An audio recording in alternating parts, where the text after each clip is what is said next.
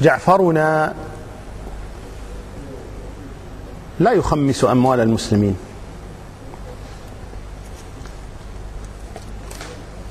بل يرى أن أموال المسلمين مصونة.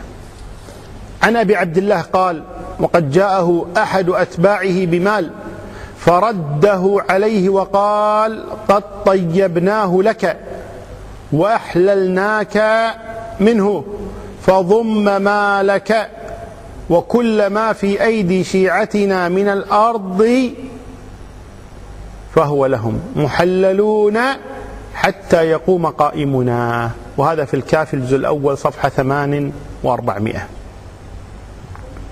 وقال الطوسي أو بوب الطوسي بابا بعنوان: ما أباحوه لشيعتهم عليهم السلام من الخمس حال الغيبة.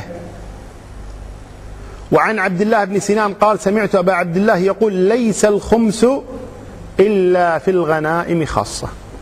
هذا هو جعفرنا، هذا هو جعفر الصادق. الخمس إنما يؤخذ من الكفار في الجهاد. تنبهوا إلى 3 قضايا.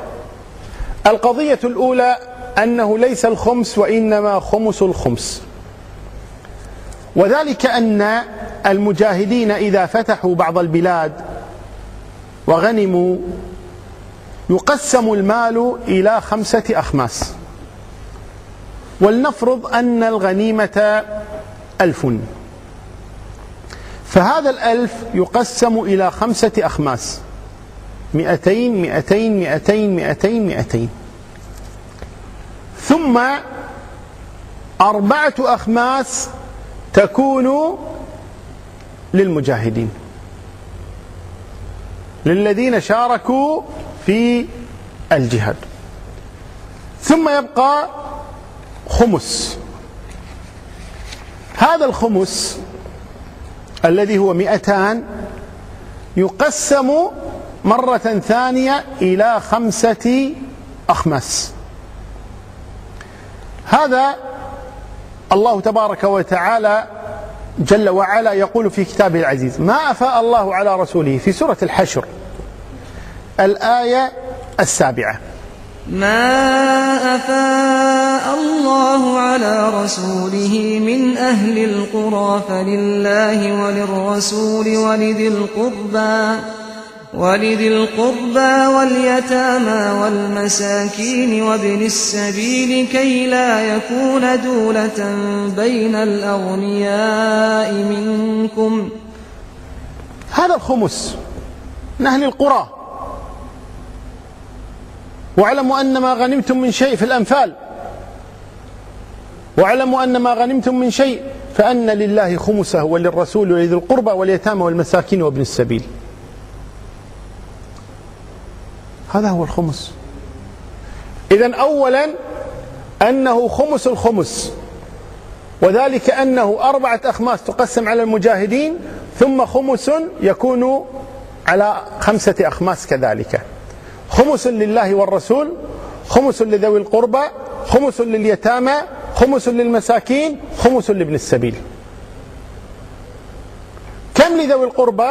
خمس. خمس كم؟ خمس الخمس. كم؟ 40 من 200. فهذه أول نقطة، أن الخمس الذي ذكر في القرآن إنما هو خمس الخمس الذي هو 4%، وليس الخمس 20%. الأمر الثاني أن هذا الخمس إنما يؤخذ من الكفار لا من المسلمين، لا من المسلمين بل من الكفار. لا يؤخذ من المسلمين إلا الزكاة. عطلت الزكاة عندكم وعظم الخمس، لأن الزكاة 2.5%، بينما الخمس 20%.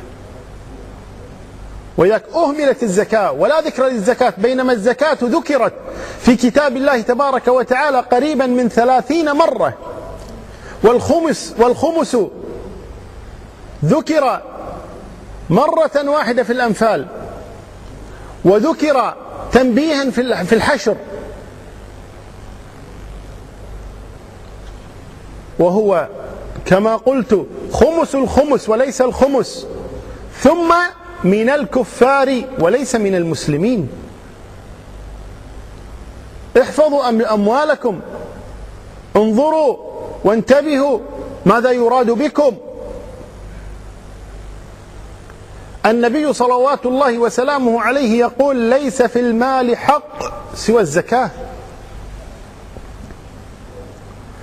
إذا الأمر الأول أنها خمس الخمس، الأمر الثاني أنه من الكفار، الأمر الثالث أنه في الجهاد، ليس من الكفار في حياتهم العامة أن تسرق أموالهم أو أن يقتلوا وتؤخذ أموالهم تغصب أبدا، وإنما في الجهاد، الجهاد الذي عطل حتى يخرج المهدي المنتظر،